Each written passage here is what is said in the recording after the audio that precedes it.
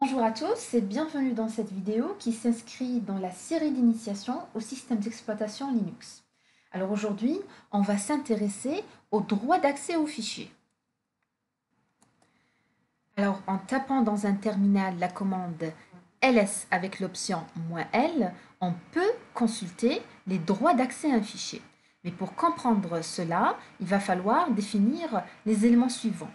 Alors, un fichier dans un système d'exploitation, a trois types d'accès ou bien trois types de droits. D'accord? On peut avoir soit un accès en lecture, d'accord? Un utilisateur a droit d'accéder à un fichier soit en lecture, on va dire qu'il a le droit R ou bien read, soit il a la possibilité de faire des modifications sur ce fichier, d'accord? Ce sont les droits write ou W, ou bien, si c'est un fichier exécutable, il a les droits d'exécution ou bien les droits X. D'accord? Un fichier exécutable, si c'est un fichier binaire, hein, si c'est un répertoire ou autre, ça sera un autre type d'exécution. Voilà, on verra ça plus tard. Alors, la deuxième chose à connaître, c'est que dans un système Linux, il y a trois types d'utilisateurs. Donc, vous avez l'utilisateur ou bien le user, qui est le propriétaire du fichier, c'est celui qui a créé ce fichier-là. Vous avez les groupes ou bien le groupe, c'est en fait tout fichier a un attribut groupe qui correspond à une liste d'utilisateurs. D'accord? Alors, les utilisateurs sont assemblés dans des groupes. D'accord? Ces groupes-là, on les crée pour en fait partager, pour qu'ils puissent partager des droits d'accès communs à des fichiers, à des répertoires ou à des périphériques dans la machine. D'accord? Donc là, le groupe, chaque utilisateur, d'accord, appartient à un groupe. Il y a ce qu'on appelle les others, avec on utilise le symbole O pour dire others, c'est tout autre utilisateur à part le propriétaire du fichier et le groupe auquel il appartient. D'accord? Alors juste pour information, le répertoire que vous connaissez maintenant qui est /etc /password, c'est le fichier /password qui se trouve dans le répertoire /etc. Il contient tous les utilisateurs qui sont créés dans la machine. /etc/group, il contient tous les groupes qui sont créés aussi dans la machine. Bien sûr, ce sont des fichiers qui sont configurables par le root, par le super utilisateur. Alors, maintenant, donc, pour chaque niveau d'accès ou bien pour chaque type d'utilisateur, d'accord, soit le propriétaire, soit les utilisateurs appartenant au groupe du propriétaire, soit les autres utilisateurs, chaque type d'utilisateur, il a accès, hein, soit en lecture, soit en écriture, soit en exécution, soit à tous ces types d'accès. Voilà. Donc, comment on interprète un droit d'accès? Alors, le premier caractère, c'est le type du fichier. Alors, D, c'est pour dire directory. Si on trouve un tiret, ça veut dire que c'est un fichier qui est ordinaire, c'est un fichier qui est régulier. Voilà. Alors là, les trois premiers caractères sont les droits d'accès qui sont octroyés au propriétaire du fichier. Les trois autres concernent les droits d'accès des éléments du groupe du propriétaire et les trois derniers sont pour les others. D'accord? Donc si on prend par exemple ce fichier-là, article.dvi, en fait c'est un fichier auquel le propriétaire a le droit d'accès en lecture et en écriture. D'accord? Les éléments de son groupe ont seulement le droit d'accès en lecture. Les others, tout autre utilisateur, a seulement accès en lecture. D'accord? Donc là, on va voir plus d'exemples. Si on regarde ici, donc ces droits d'accès veut dire c'est un fichier qui est lisible et modifiable pour le propriétaire et seulement lisible pour les autres. D'accord? Là, qu'est-ce que ça veut dire? C'est un fichier qui est lisible et modifiable pour le propriétaire, seulement lisible pour les utilisateurs appartenant au groupe du propriétaire de ce fichier. Mais les others n'ont aucun droit d'accès, ni en lecture, ni en écriture, ni en exécution. Alors, DRWX, ça veut dire que ceci est un répertoire qui est accessible seulement par son propriétaire, en lecture, en écriture ou en exécution. Pouvoir exécuter un répertoire, cela veut dire pouvoir y accéder, c'est-à-dire pouvoir l'ouvrir. Voilà. Alors ces droits d'accès, ça, le premier caractère, c'est-à-dire c'est un fichier régulier qui est seulement exécutable par les autres, mais ni par vos amis, c'est-à-dire ni par le groupe de l'utilisateur, ni par vous-même. D'accord? Donc là, RX, ça veut dire on a le droit de lecture et on a le droit d'exécution. D'accord? On ne peut pas avoir les droits d'exécution sans avoir les droits de lecture. D'accord? C'est pour ça qu'on dit un fichier exécutable. Plutôt, on ne peut pas avoir les droits d'exécution sans avoir les droits de lecture. Voilà, je m'explique. Alors, à la création d'un fichier, le système donne des droits d'accès par défaut. D'accord? Ces droits d'accès peuvent être modifiés ensuite en utilisant la commande chmod. D'accord? Donc, la commande chmod prend en argument les permissions qu'on souhaite donner à ce fichier-là.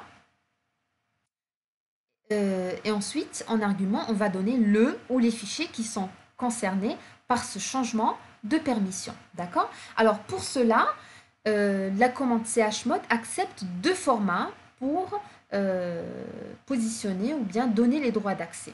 Premièrement, on a le format symbolique.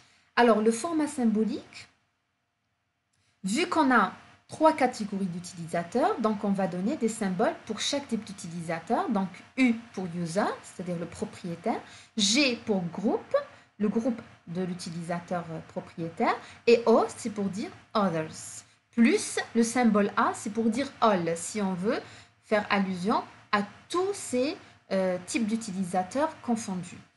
Et en plus, on a trois opérateurs, ou bien trois actions. Le plus, c'est pour ajouter un droit d'accès. Moins, c'est pour supprimer un droit d'accès. Est égal, c'est pour affecter un droit d'accès. Donc, si j'écris par exemple la commande chmod avec la permission go plus r, donc là, je vais ajouter avec le plus un droit en lecture plus r à qui? Au groupe avec et aux autres, others. Chmod U-W, c'est que là, je vais supprimer le droit d'écriture pour le propriétaire. D'accord? Droit d'écriture qui est W, je vais le supprimer au user, c'est-à-dire le propriétaire. Chmod-X, chmod A-X, c'est-à-dire all, je vais supprimer à tout le monde le droit d'exécution. D'accord? À tous les utilisateurs de la machine, je vais leur supprimer le droit d'exécution.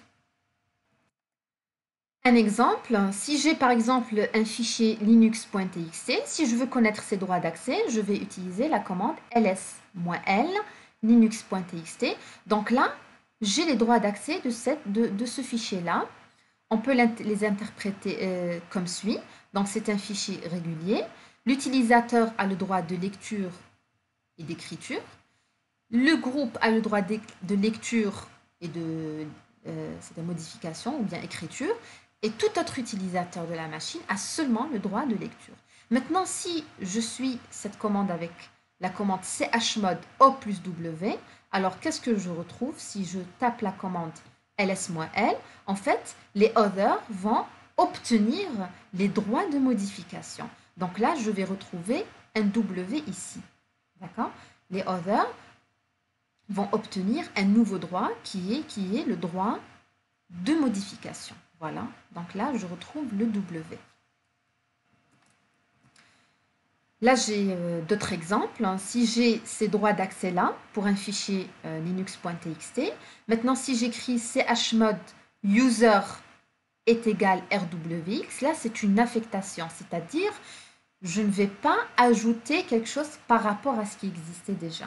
C'est-à-dire, je vais écraser ce qu'il y avait et je vais le remplacer par ce qui est écrit ici. D'accord? Donc, RWX, on met carrément RWX ici. G reçoit R, donc on va écraser ce qu'il y avait avant et on va prendre seulement ce qui a été donné ici, R. Même chose pour Other, donc Other reçoit R. D'accord? Alors, à partir de là, si je crie encore la commande chmod G plus X, O plus X, donc le groupe et les Other vont obtenir le droit d'exécution.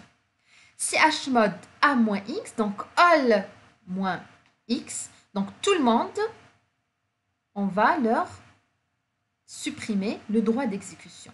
D'accord? Il y a d'autres syntaxes qui sont possibles. Par exemple, si je veux enlever au groupe et aux others le droit de lecture, ça ne sert à rien d'écrire chmod G-R, O-R. Je vais écrire carrément GO-R. Voilà. Donc, voilà le résultat. Ça, c'était pour la méthode symbolique. Chmod peut être utilisé avec la méthode numérique. Donc, il y a une autre manière de modifier les droits d'accès qui est la méthode numérique. Alors, chaque paramètre d'autorisation peut être représenté par une valeur numérique. Le R sera représenté par un 4, le W par un 2, le X qui est l'exécution par un 1 et 0, c'est pour, c'est-à-dire enlever tout droit d'exécution. Lorsque ces valeurs sont additionnées, le total est utilisé pour définir des autorisations précises. Je m'explique. Voici les paramètres des autorisations numériques du fichier linux.txt. Donc, si j'ai RW, alors le R c'est un 4, le W c'est un 2 et le tiret c'est aucun droit, donc c'est 0. Alors, RW peut être remplacé ou bien peut être vu comme un 6. D'accord? Même chose, RW c'est un 6, le R c'est seulement 4, tiret, c'est plus 0, donc 4. Alors, le total pour l'utilisateur ainsi que pour le groupe, ça c'est les droits de l'utilisateur, plus le total pour le groupe, 106. Et le total pour les autres, c'est 4. Donc le paramètre d'autorisation, si je veux obtenir ces droits d'accès, sera 664. D'accord? Donc là, si vous voulez apporter des modifications au fichier linux.txt afin que les utilisateurs de votre groupe n'aient pas un accès en écriture, mais puissent tout de même le lire, donc je vais leur enlever le droit d'écriture. D'accord? Ce que j'avais tout à l'heure. Si je veux leur enlever le droit d'écriture, donc je vais remplacer le 6 par 4. Donc je vais écrire chmod 644 linux.txt. D'accord? On peut vérifier ça en listant avec la commande ls-l sur le fichier linux.txt. Donc là, on a d'autres exemples. Alors, si on écrit seulement RW et que des tirets, donc là, pour l'utilisateur, ça sera, donc là, pour l'utilisateur, ça sera 4 plus 2, ça fait 6. Pour les autres utilisateurs, c'est 2 fois 0. Donc là, on comprend 600, on comprend que seul le propriétaire a les autorisations de lecture et d'écriture. D'accord? 7, en fait, le 7, c'est le droit maximal que je peux donner à un utilisateur. Parce que 7, c'est 4 plus 2 plus 1. Je reviens à mon schéma. Pardon. Le 7, c'est le 4 plus 2 plus 1. Donc, si je donne 7 à un utilisateur, ça veut dire que je lui ai donné tous les droits d'accès. D'accord? Et bien sûr, 777, c'est-à-dire que tout le monde peut lire, peut modifier, peut exécuter un fichier. D'accord? Bien sûr, il peut être risqué d'utiliser ce type d'autorisation parce que il faut savoir que si j'écris un chmod 777 sur un fichier ou bien sur un répertoire, ça veut dire que j'ai donné tous les droits d'accès à tout le monde sur ce fichier-là. Alors, dans la partie pratique, on verra plus d'exemples sur la commande chmod. Alors, les contraintes de droit d'accès, donc ce qu'il faut savoir, c'est que donner à un utilisateur le droit X sans le R est autorisé, oui, mais il n'aura sans valeur. Il sera sans valeur parce qu'on ne peut pas exécuter un répertoire sans pouvoir le lire. D'accord? Donc, les répertoires requièrent à la fois les droits R et X. D'accord? R, X pour entrer dans le répertoire et R pour accéder au contenu de ce répertoire-là. D'accord? Bien sûr, on verra ces cas spéciaux dans la pratique. Hein, d'accord? Vous ne pouvez pas renommer, supprimer ou copier des fichiers dans un répertoire si vous n'avez pas un accès en écriture à ce répertoire-là. D'accord? Donc, renommer les fichiers d'un répertoire, les supprimer, les copier et tout, c'est quelque part modifier ce répertoire-là. Donc, on ne peut pas, si on n'a pas le droit W, on ne peut pas utiliser ces commandes-là. D'accord? Si vous avez un accès en écriture à un répertoire, vous pouvez supprimer un fichier, même si vous ne disposez pas de droit d'écriture pour ce fichier. Si vous avez seulement les droits d'écriture pour un répertoire, c'est-à-dire que vous pouvez faire des modifications dans ce répertoire-là, à savoir supprimer un fichier dans ce répertoire-là. D'accord? Cela permet de modifier un fichier, le supprimer et le recréer, même si lui est protégé en écriture. D'accord? Donc il faut bien connaître ces contraintes d'accès pour donner les bons droits d'accès à chaque utilisateur de la machine. Alors, dans cette vidéo, nous avons parlé des droits d'accès aux fichiers. Nous avons présenté aussi la commande chmod qui permet de modifier les droits d'accès à un fichier. Donc, je vous remercie pour votre écoute. Si vous avez des questions, n'hésitez pas à me les poser. Donc, je vous retrouve dans une autre vidéo concernant la partie pratique de la commande chmod.